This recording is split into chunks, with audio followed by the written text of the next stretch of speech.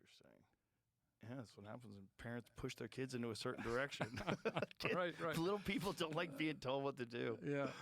So, you immediately, it seems like, go become a Christian, and then how long before you are actually doing missionary work in the jungle? Well, there's a lot of training you have to do. So first I had to do 4 years of college, Bible and theology, and then I had to do some linguistics training. And then not a graduate degree or anything like that, just some linguistics training from the missionary organization because I wanted to be a Bible translator. Mm-hmm. And then we did jungle training in southern Mexico. So we went to the jungles of Chiapas and had to do survival training and all of this. Whoa. What do you have to do there? Well, there are several phases to it. The family goes, and the family's part of it. But the hardest thing is to really see how much you've learned. They take you on what's called survival hike, and they leave you alone for about a week in the jungle. You're not allowed to take any food or any supplies of any kind. For a week? Yeah, for a week or more. You don't know. It's going to be at least a week. In my case, it was about 10 days. And you've got to set up your camp how best you can, figure out how to get a fire going. Do they teach you how to do all this stuff? They don't just like figure it out. This is like the final exam. Oh, so you've had almost 4 months of training before they finally take you out on this survival. Do you have water? You have maybe a quart of water when you leave, but you're going to be out there for 10 days, so you've got to find water. So we learned which vines have water and how to cut the vines. We did have a machete, so I was able to jump up and cut a vine at the top first and then at the bottom. And no one's monitoring you? They're just leaving you out there and they're not making sure you're okay? No, they just come along when the time's up, and if you're there, you're there. You know. Oh, boy. So and if you're not, you're dead? You could be. So they're never even... That's insane. Yeah, well, this is what happens when you live by faith. You know, you're out there, and God's supposed to be supervising your training, but it's really rigorous training. So by the time I actually got to the Amazon, which was 8 years after I converted, took that long, it felt like I was coming home. I wasn't surprised by things. Well, the training was good then. I mean, I would imagine if you really want someone to be able to survive alone in the jungle, best way to do it is to test them by making them survive alone in the jungle, so that you get an actual version of the experience. It's not simulated. You actually are getting water from vines. What were you eating? Well, I learned different kinds of plants that you could eat, and then I learned how to make.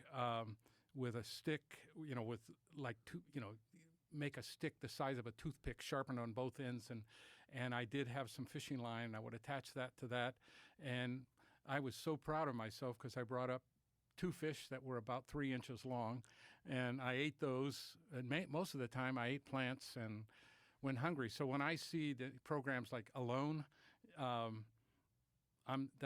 wouldn't bother me. That's the kind of stuff we had to do. They didn't even give you fish hooks? No, you can't have that kind of stuff. You have to learn to cope on your own. You've got to make your own. You've got to be able to recognize the plants, which ones are poisonous, which ones are not poisonous. And did you try to make like a bow and arrow or anything? Yeah. And you did? I did. I made a bow and arrow. How did you do that? Well, I had a machete, and that's what I had. It's crazy they give you a machete. They won't give you fish hooks. Like, come on, guys. Yeah. Like, well, machetes fish hooks are so much easier to carry. Right.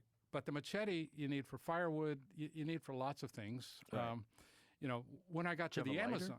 What? Do you have a lighter? No. How are you making fires? Well, I had they let me take just a few matches. Oh, Lord. And so no lighter, but a few matches, which you kept in a 35 millimeter film those little, people don't know about those things, those little containers. Yeah. How many matches did they give you for 10 days? Well, you had one of those little containers with about 10, 15 matches in it at the most. Oh, boy. And, so you got a match a day. You got to keep your fire going all the time. You always have to keep that fire going. So before you start it, you spend half the day just cutting firewood. And I would imagine it's very wet. It's all wet. So you've got to find something dry to get it going. And as they told us, keep it going. Yeah, they said once it's hot enough, it'll burn anything.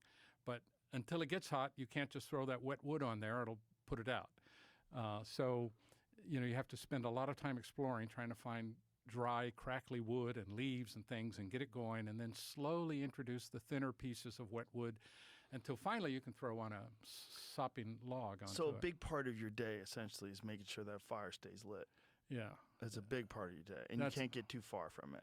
No, you have to stay fairly close to it, and at night you definitely want to keep it going. So I remember one night waking up and hearing heavy steps around my camp, and I was up immediately blowing on that fire for everything I was worth to get that thing up. Yeah. Was it jaguars? I suspect that it could have been, although I didn't see it. I had my machete, which when I got to the Amazon and actually saw jaguars, I realized that would have been a pretty pathetic thing to try go against a jaguar with a machete. They would rip your head off before. Everybody likes to think they have a chance, though. Yeah. But what I found out is jaguars, they get up to 400 pounds, and they're the third biggest cat in the world after the lion and the tiger, and they often hunt in pairs. And so you wouldn't have a chance against a jaguar unless you were one of the Pitaha. I know that guys alone by themselves have killed jaguars, but really, yeah. What are they using to kill a jaguar? Well, they're always with their bows and arrows. I have bow and arrow range for a jaguar. That's crazy. Well, you better have it ready because if it sneaks up on you. There's another group that I worked with for quite a while, several months, called the Banawa, and they use poison darts and poisoned arrows. So there's this story of this guy who went out hunting, and he reached a clearing in the jungle, and he saw a deer come out running straight for him. And at first he was happy, and he was going to kill the deer. And then he realized deers don't just come running out of the jungle towards people.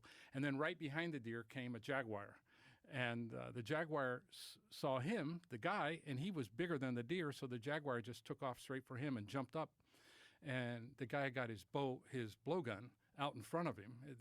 They're about 7 or 8 feet long, these big blowguns, and they're very sturdy. And the jaguar, he holds it away.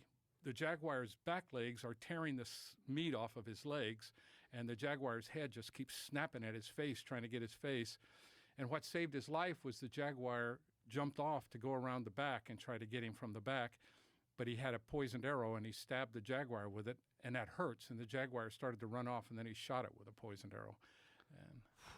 But he passed out, and his family found him a couple of days later with his legs just infected and torn to pieces, but he survived. And so these Pitaha, would they go hunt the jaguars?